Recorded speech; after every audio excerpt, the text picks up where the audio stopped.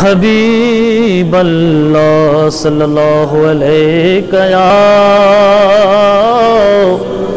رسول اللہ وسلم علیک یا، بلند آواز سے پڑھیں آپ لوگ، صلی اللہ علیہ یا رسول اللہ وسلم علیک یا۔ ان کی مہک نے دل کے، ان کی مہک نے دل کے غنچے کھلا دیے ہیں، ان کی مہک نے دل کے غنچے کھلا دیے ہیں، جس راہ چل دیے ہیں کوچے بسا دیے ہیں، جس راہ چل دیے ہیں کوچے بسا دیے ہیں، جس راہ چل دیے ہیں۔ بعد حمد و صلاۃ لائق ست تعظیم و تقریب جملہ سامعین اکرام، السلام علیکم ورحمۃ اللہ وبرکاتہ۔ حضرات گرامی، جس آیت کریمہ کی تلاوت کا میں نے شرف حاصل کیا، اس میں رب قدیر ارشاد فرماتا ہے کہ ایمان والو نماز قائم کرو، زکوٰۃ ادا کرو، اور میرے محبوب یعنی مدینے والے سلطان کا حکم اور فرما برداری کرو۔ کیوں؟ سوال اٹھتا ہے، اے اللہ کیوں نماز پڑھیں ہم، کیوں زکوٰۃ دیں، کیوں تیرے محبوب کا فرما برداری کروں؟ پھر آگے ارشاد فرماتا رب لعلکم تفلحون، تاکہ میں تم پر رحم کروں۔ کیا بولو؟ تاکہ میں تم پر رحم کروں۔ تو اس سے پتہ چلا اگر تم رب کی رحمت چاہتے ہو، رب کی نگاہ کرم چاہتے ہو، تو سب سے پہلے تمہیں نماز پڑھنی ہوگی، اس کے بعد زکوٰۃ ادا کرنی ہوگی، اس کے ساتھ ساتھ اس کے محبوب کی فرما برداری کرنی ہوگی۔ تو میرے پیارے، اللہ تعالیٰ نے سب سے پہلے کس چیز کا حکم دیا؟ بولو، نماز کا۔ تو ظاہر ہے کہ اللہ تعالیٰ نے جس چیز کا پہلے حکم دیا تو پہلے اس چیز کو عمل میں لائیں، اس چیز کو عمل میں لایا جائے، تبھی بعد کی عبادتیں قبول ہوگی۔ تو اللہ تعالیٰ نے نماز کا حکم دیا تو نماز ادا کرو۔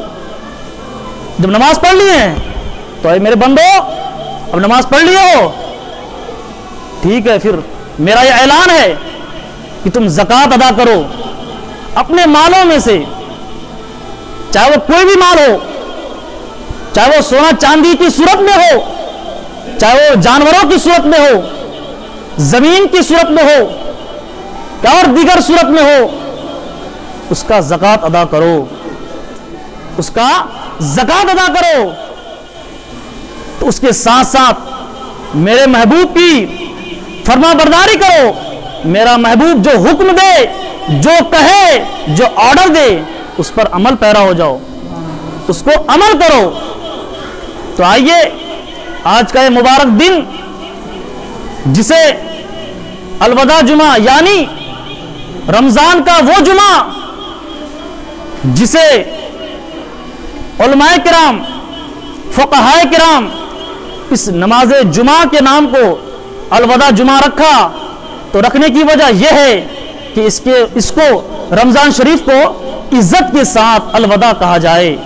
الوداع کہنے کا مطلب یہ ہے، الوداع کا مطلب یہ ہے کہ اسے رخصت کرنا، ظاہری معنی دیکھو گے اس کو چھوڑنا معنی ہوتا ہے، الوداع چھوڑنا۔ تو آئیے اسی الوداع جمعہ کے تعلق سے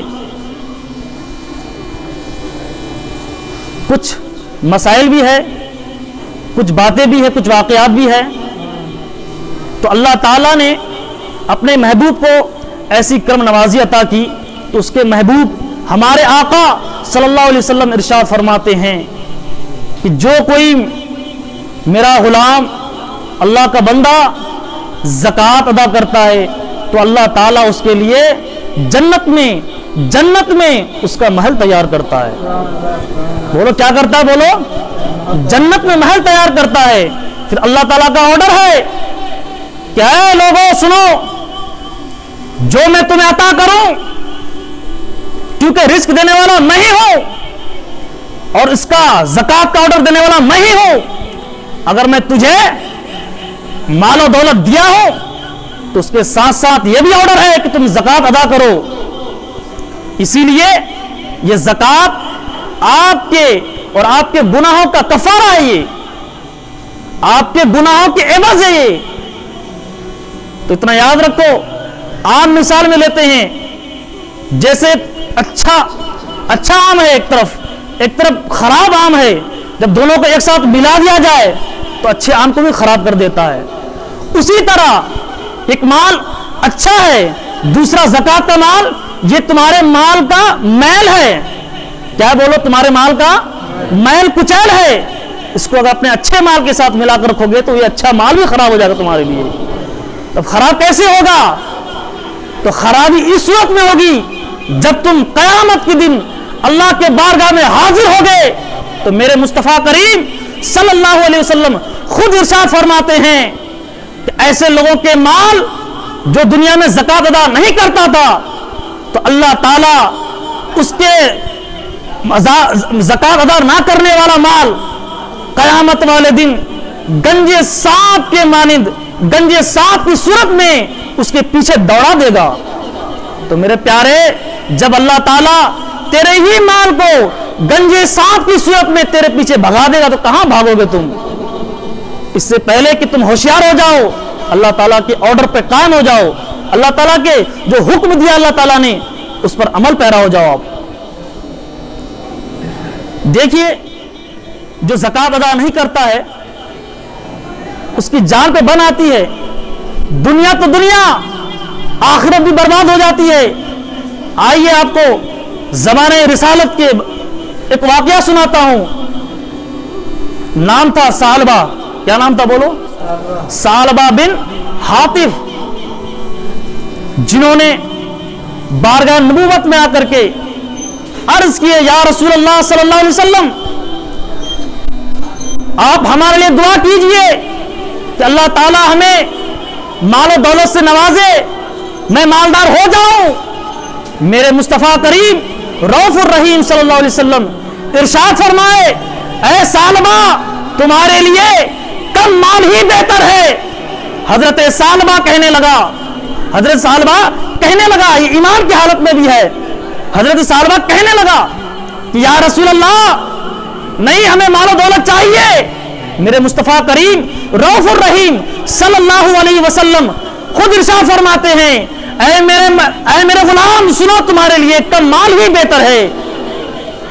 جب حد سے تجاوز کر گئے صحابی رسول، بار بار سمجھانے کے باوجود پھر بھی مطالبہ ضد بڑھتی گئی، میرے مصطفیٰ کریم رؤوف الرحیم صلی اللہ علیہ وسلم کا دربار ایسا عالیشان دربار ہے، یہاں پر منگتوں کو جھڑکا نہیں جاتا۔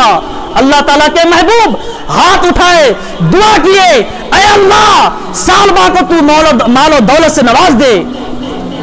جو ہی اللہ کے رسول نے یہ دعا کی، اللہ تعالیٰ نے ایسے مال و دولت سے نوازے کہ مدینہ میں رہنا دشوار ہو گیا، اتنے جانور ہو گئے، اتنی بکریاں ہو گئی، بکریوں کے ریوڑ ہو گئے، اونٹوں کے ریوڑ ہو گئے، اب سنبھالا نہیں جا رہا ہے۔ مدینے میں کیسے رہا جائے؟ سارے مال و دولت کو لے کر کے مدینے سے باہر جنگل میں جا کر ڈیرا ڈال دیا، مدینے سے باہر جا کر کے ڈیرا ڈالا۔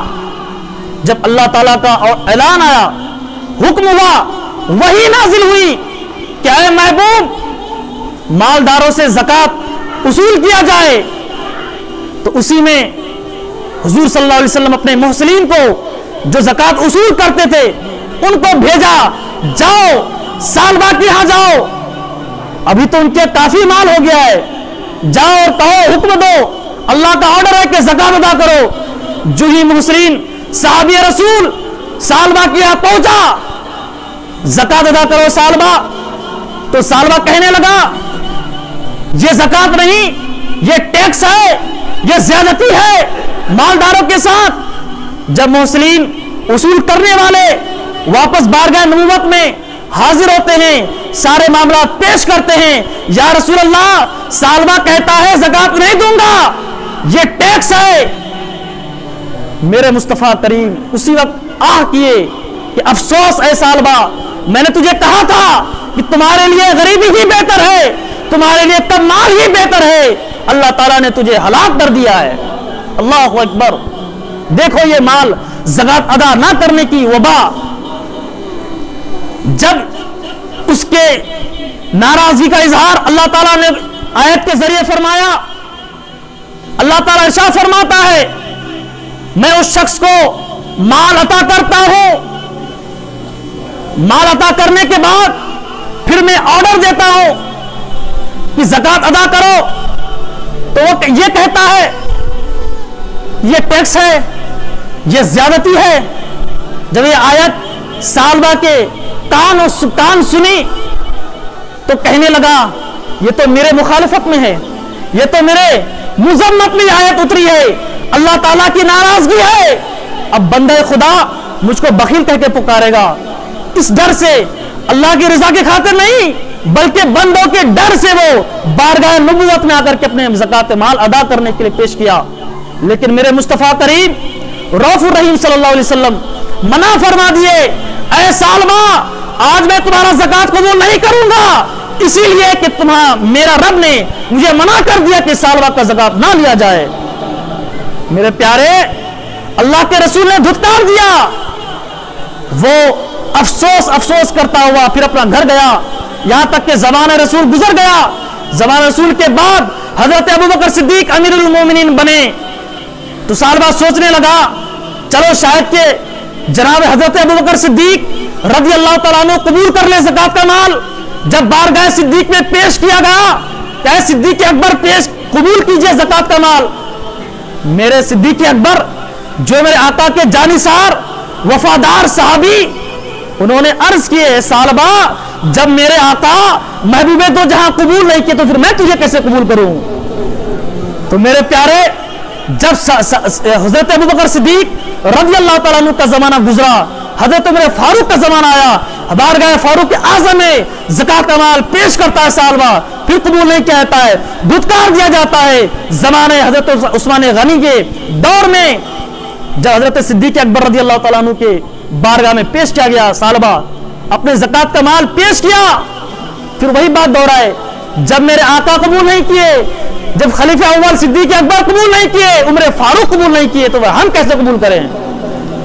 یہاں تک کہ اس سالبہ کا یہ حال ہوا، زکات ادا نہ کرنے کی وجہ سے سارے مال بکھر گئے، جانور ادھر ادھر بھاگ گئے، یہاں تک کہ بے لاوارث ہو کر کے مرا، جنگل میں مار کر کے سڑ کر کے کوا اور چیلوں کی خوراک بن گیا ہو۔